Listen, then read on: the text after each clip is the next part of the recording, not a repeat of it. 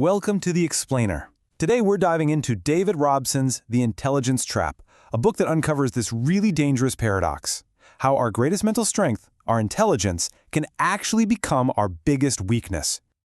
I mean, it's a question that seems to totally defy logic, right? We assume that brilliance leads to success, and a high IQ means you're going to make great decisions. But, as we're about to see, the complete opposite is often true. Just think about it for a second.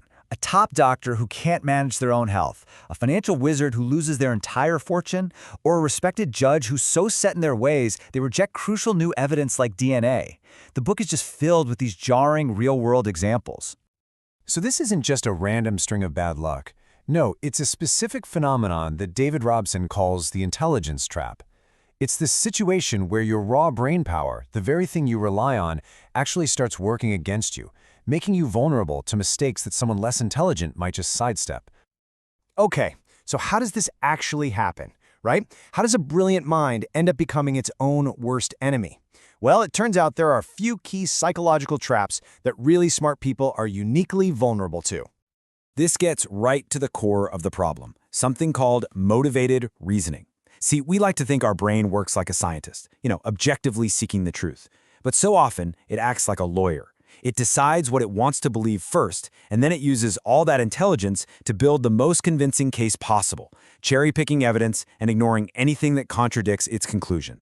And get this, psychologists actually have a name for this startling gap between raw intelligence and just practical common sense: disrationality. This is what explains how a university professor with 150 IQ can solve some incredibly complex math problem in the morning and then fall for a simple online phishing scam in the afternoon. IQ just doesn't measure real-world rationality. And that leads us to the first and maybe the most common trap of all, the ego trap. For a lot of smart people, being the smart one becomes a huge part of their identity. So when a mistake happens, it doesn't feel like a chance to learn, it feels like a personal attack on who they are. And all that brain power goes into defending their ego, not finding the truth. This leads directly into the expert trap, or what Robson calls earned dogmatism. It's this idea that after years of hard work, that earned expertise can convince you that you're done, that you no longer need new information. A classic example is Linus Pauling, a two-time Nobel laureate, who became so obsessed with his theory about vitamin C curing cancer that he just ignored mountains of evidence proving him wrong. His expertise had literally become a blindfold. Okay, so if raw intelligence isn't the answer, then what is? How do we escape these traps? Well, the book proposes a single, really powerful antidote. The solution is intellectual humility, an idea Socrates captured thousands of years ago. Now, this isn't about doubting your intelligence. It's about recognizing the vast limits of your own knowledge. It's about having the strength to say, you know what? I might be wrong about this. So how do we actually do that? How do we put this into practice? Because humility isn't just a vibe, it's a skill. So let's look at a few practical techniques from the book for making genuinely wiser decisions. All right, first up is the premortem, and this is so cool.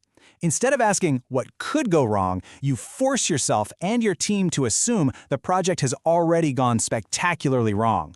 This simple shift in perspective just removes all the ego and social pressure, and it allows people to voice concerns they might have kept to themselves.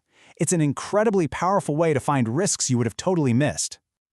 Next, you need to learn to take the outside view. See, our natural tendency is to use the inside view, to focus on all the unique, special details of our own project. But real wisdom comes from stepping back and asking a colder, harder question. What do the statistics say? What happened when other people tried this exact same thing? For example, you might feel like your new restaurant is absolutely destined for success. That's your inside view talking. But the outside view, that stark statistic that around 60% of new restaurants fail in the first 3 years, that forces you to plan for reality, not just for your own optimism. It grounds you in data, not just passion. But ultimately, the best tool we have against the intelligence trap is just simple curiosity. It's intellectual humility in action. A curious mind is always open, it's always learning, and it's the best defense against that dangerous I know-it-all virus that leads to so many foolish mistakes.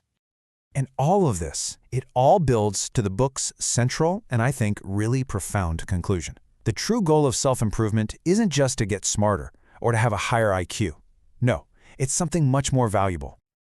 It's not about being more intelligent, it's about becoming wiser. And there's a huge difference. Intelligence is just raw processing power that can solve complex problems. But wisdom is the higher level ability to have good judgment, to have perspective, and to know which problems are even worth your energy in the first place. The book has this perfect metaphor for it. Intelligence is the horsepower in your car's engine, but wisdom is the GPS. And without that guidance system, a fast car just helps you drive into a wall that much faster. So as we finish up, I'll leave you with the question to really think about. Is your mental horsepower guided by intellectual humility and curiosity? Or is it just taking you for a very fast and maybe very dangerous ride?